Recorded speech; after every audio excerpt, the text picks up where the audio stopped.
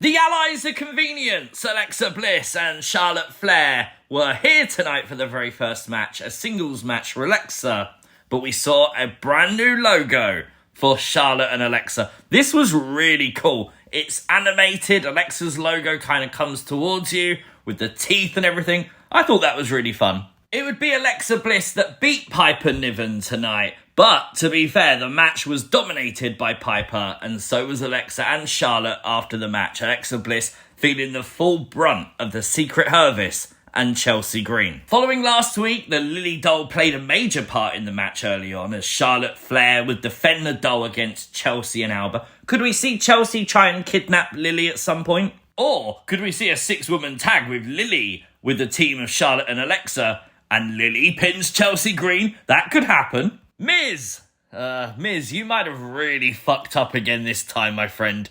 Honestly, it was a tag match. Melo don't Miz versus Fraxiom. And right at the start, we'd see Joe Gacy in the WWE crowd. And into the match, we'd see Dexter Lumis emerge as well. Importantly, with the camera then focused on the Miz and the commentary team reminding us of the past between the Miz and the Wyatt 6, so it hasn't been forgotten about. Definitely indicates that we could be going back to the original story of the Wyatt 6, you know, when people were doing wrong to people and treating their friends not in the right way. The Wyatt 6 would have a problem. And that is what The Miz is doing. Last week, we saw The Miz manipulate Melo. Melo wanted a solo shot at the US Championship. Miz convincing him of a tag team match that Miz hadn't even already got, and then went and spoke to Nick Aldis to then get Melo into that tag match for this week.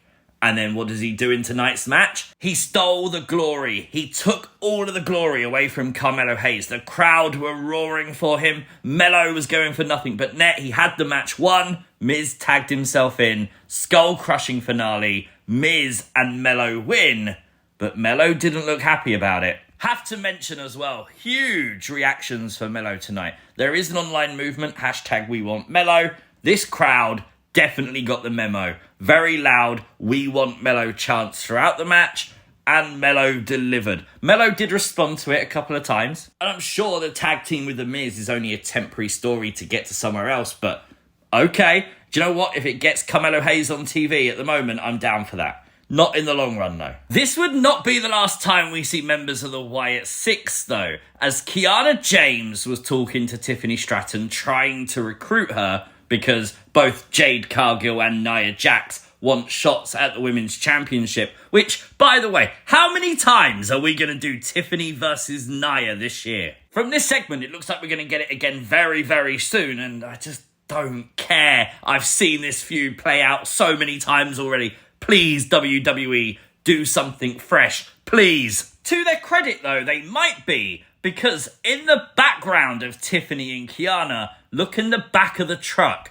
That is Nikki Cross. And for those that say I can't see her, there's a zoomed-in picture. Look at the side, you can see her hand. It doesn't kind of look like the truck is open. Not sure if it's actually just a reflection and she's watching on from somewhere else. But honestly, I don't care. Nikki Cross getting involved in a women's storyline? Yes, please. The question here is who? Tiffany Stratton would be the one I think most people gravitate towards because she's the women's champion and it would give us something fresh. But Kiana James is trying to manipulate people to join her and Julia. She is a representative of Julia, so maybe Nikki targets Kiana or Julia. And the other person involved in this segment was Mishin, so anything's plausible here. As an argument broke out between the MFTs and the Street Profits over who wants a shot at the tag team titles, you can see there just over the shoulder of Solo Sikoa in the background was Erick Rowan. I like that they made this one extremely obvious at the end of the promo, so you knew, hey, I've got to be looking in the background for things.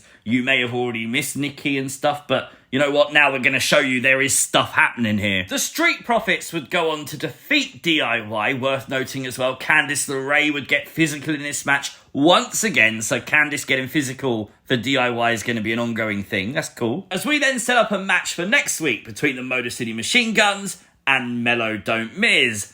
In the background, Uncle Howdy. You can see him there right between the Motor City Machine Guns. Now, presumably here from what we saw earlier on, Howdy was watching The Miz, but obviously that's not confirmed. I love this presentation for the Wyatt 6. If you know me, that will come as absolutely no surprise to you whatsoever. The thought that the Wyatt 6 could pop up at any time behind anyone and do anything is cool, because then you can theorize what they're going to do. You can't do it every week, because if you did, it would get repetitive and boring, but once in a while, this was cool. This was over multiple segments throughout the night. It got everyone talking on social media. Love it. It's official as of tonight. Sami Zayn has officially been moved to the SmackDown roster. No longer will he star on Monday Night Raw until they are probably in Canada, and then they just put him on there for one night because that's what they do. Presumably, that's a trade for LA Knight, who we keep seeing on Raw, but that's not been officialized yet, so maybe not, but I assume that's what they're going to say. It's Sami for LA Knight. Makes sense. This was revealed in the opening segment where Solo Sikoa and Sami Zayn would come face to face, and we would hear the "We Want KROSS" chants. Not gonna lie though, I kind of felt like that threw Sami Zayn a bit. Sami Zayn's promo after that felt very long-winded, and he sort of looked a little bit unsure of what to say after getting the "We Want KROSS" chants. Got to be honest, I don't like Sami saying, hey, another belt I've never held is the US title. His entire storyline is he wants to be a world champion. Why would you divert away from that? As always, shenanigans would happen. Jimmy and Jacob would come out to save Sami Zayn, and Nick Aldis would make our main event match a 6-man tag. And we would once again see Sami Zayn pin Solo Sikoa. Sami beats the US champion again. He's got to get a title shot now. So what are we thinking? Sami versus Solo in Paris, maybe? We was all interested in what Drew McIntyre would say tonight, and he didn't disappoint, claiming he is the real nightmare if you provoke him, and I think Cody provoked him all right. I really liked how the crowd responded to Drew making them once again watch the vicious attack from last week on Cody Rhodes. But Drew claiming he's not the aggregator here. It's Cody that's seeking validation from the WWE fans, and his desire to be world champion revolves around that. A very solid, very good promo tonight from Drew McIntyre. Absolutely love it. Drew McIntyre, Cody, clash in Paris looks like it's going to be the thing, and I'm down for it. Do you know what? I don't think Drew's going to win, but I really wouldn't mind if he does. The King of the Hill logo was in the middle of the squared circle this week. Do you remember last week when this news came out? And everyone was like, oh, they're going to have a huge integration on the show. I don't know what people thought we were going to get. I think people thought we were going to have, like, animated Hank Hill versus, like, I don't know, Johnny Gargano or something. Like, what was you thinking was going to happen?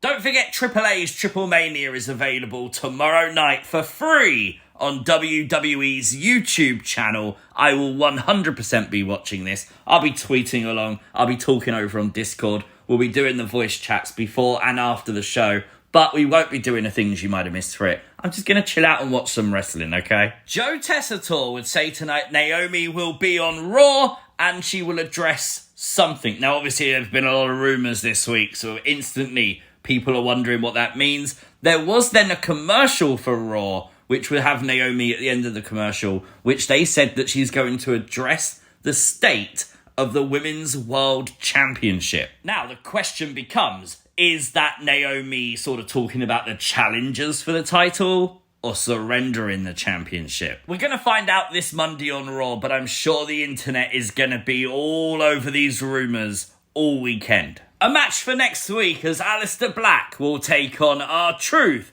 in Dublin, Ireland. That's pretty cool. Not gonna lie though, with everything that happened tonight, I wasn't paying attention to the promo. I was looking at the Wyatt 6 truck in the background. There was a screen inside the truck. I was trying to look at every little detail in case I missed something. WWE, you started me off again, dude. Very decent SmackDown tonight. Genuinely 8 out of 10. You know me with the Easter eggs and stuff. Love that. Hence why it's a massive part of this video. Let me know your thoughts in the comments down below. If you are new to the channel, hit the subscribe button. Turn on the notification bell. Like the video. Share the video. And I'll see you next time. Peace!